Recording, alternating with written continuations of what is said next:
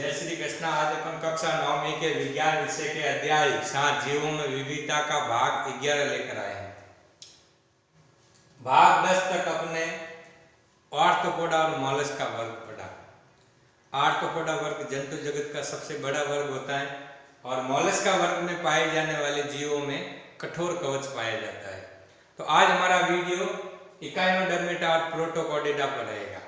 अर्थात ये non vertebrate जीव हैं जिन्हें अपन अकशेरुकी जीव कहते हैं। वे जीव जिनमें रीढ़ की हड्डी नहीं पाई जाती है। इनके अंतर्गत अपने लगभग 5-7 वर्ग पढ़े, जिसमें Porifera, Coelenterata, Platyhelminthes, Aschelminthes, Annelida, Arthropoda, Mollusca. और आज हमारा वर्ग रहेगा इकाइनोडर्मेटा और अंतिम में रहेगा प्रोटोकॉर्डेटा। तो सर्वप्रथम अपन इकाइनोडर्मेटा वर्ग के बारे में पढ़ते हैं। तो इकाइनोडर्मेटा शब्द इकाइनस और डर्मेटा शब्द से बना है। तो इकाइनस का मतलब होता है जहाक या हेजहॉग, अर्थात वे जीव जिनके त्वचा पर कांटे पाए जाते हैं या कांटों से आच्छादित जो जीव होता है, इनको अपन इकाइनोडर्मेटा वर्ग में रखते हैं। इस वर्ग के जीवों की शारीरिक संरचना में कैल्शियम कार्बोनेट का कंकाल और कैल्शियम कार्बोनेट के ही कांटे पाए जाते हैं। देह वह युक्त होता है, त्रिकोरक होता है और इस वर्ग के जंतु अधिकतर आवास के आधार पर समुद्री जीव कहलाते हैं। और सबसे बड़ी विशेषता इस वर्ग की है कि इस वर्ग के जीव मुक्त जीवी होते हैं, अर्थात वे अपना जीवन स्वतंत्र रूप से विचरित करते हैं। संयुक्त न रहकर स्वतंत्र रहना, मुक्त रहना ज्यादा पसंद करते हैं।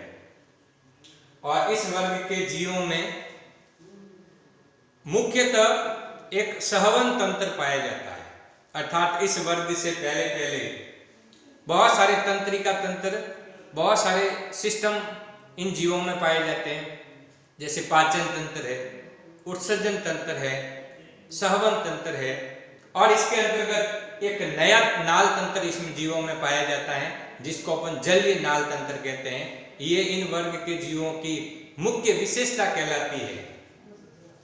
इसके बाद इस वर्ग के जीव सामान्यतः देह युक्त होते हैं, अर्थात इनमें पूर्ण रूप से शरीर पाया जाता है। त्रिकोरक होते हैं, 3 लेयरों का इनका शरीर होता है।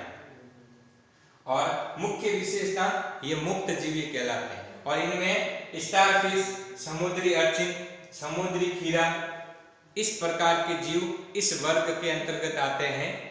और अंतिम हमारा वर्ग रहेगा प्रोटोकॉर्डेटा। यह वर्ग कशेरुकी और अकशेरुकी जीवों के बीच की योजक कड़ी कहलाता है, जिनको अपन प्रोटोकॉर्डेटा कहते हैं। अर्थात वे जीव जिनमें कुछ लक्षण नॉन वर्टिब्रेट जीवों के और कुछ जीव के लक्षण वर्टिब्रेट जीवों के पाए जाते हैं, उन्हें अपन प्रोटोकॉर्डेटा कहते हैं। और आज अपन इसके बारे में कुछ विस्तृत जानकारी प्राप्त करेंगे, जिसमें पहला है इस वर्ग के जीव द्विपार्श्व समित होते हैं, अर्थात वे जीव जिनके शरीर को 2 बराबर खंडों में विभक्त कर सकते हैं, द्विपार्श्व समित कहलाते हैं। इसके बाद इनकी देह गुहा त्रिकोरक यानी 3 लेयरों की इनकी देह गुहा शरीर पाया जाता है। इन जीवों की शारीरिक रचना में कुछ नए लक्षण पैदा होते हैं, जिनमें देखो कुछ तंत्र तो होते ही हैं, एक नया तंत्र इनमें विशिष्ट रूप से पाया जाता है, वह है तंत्रिका तंत्र। और तंत्रिका तंत्र की उनकी आरंभिक अवस्था है, जिनका नाम है नोटोकॉर्ड। अर्थात इनमें तंत्रिकाओं का एक मुख्य जाल पाया जाता है, जो सूचनाओं के आवागमन में सहायक होता है। ये इन जीवों की मुख्य विशेषता है। अर्थात इनसे पहले जीवों में नाल, ये तंत्रिका तंत्र, नर्व सिस्टम नहीं पाया जाता है। अर्थात इस वर्ग के आगे जितने भी जीव आएंगे, जिनमें ये नोटोकॉर्ड यानी तंत्रिकाओं का उत्तक इसमें पाया जाएगा। ये जीव आवास के आधार पर समुद्री होते हैं। और इन जीवों में एक नया तंत्र और विकसित होता है, अर्थात इनमें पेशियां पाई जाती हैं, जो गमन में क्या होती हैं, सहायक होती हैं। और उदाहरण के लिए बेल्गेनोस, ग्लसस और हर्मानिया ब्रेटोसस ये नाम के जीव इसमें पाए जाते हैं, जिनमें मुख्यतः हर्मानिया इस वर्ग का प्रोटोकॉर्डेटा का मुख्य जीव है।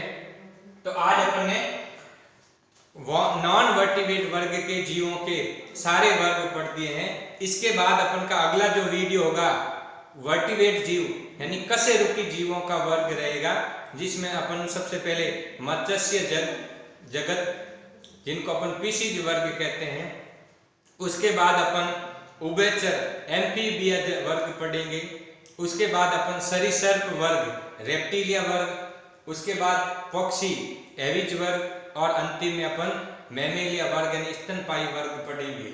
इससे पहले वर्टिब्रेट, नॉन वर्टिब्रेट और अगले जो वीडियो रहेंगे अपन के वर्टिब्रेट जीवों के रहेंगे।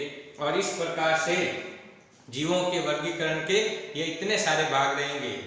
धन्यवाद। ये वीडियो यहीं तक रहेगा, तो ज़्यादा से ज़्यादा इस वीडियो को आप लाइक शेयर करें और अधिक से अधिक भैया बहनों तक पहुंचाएं, जिनसे ये सारी चीज़ें व्यवस्थित आपको समझ में आ सके।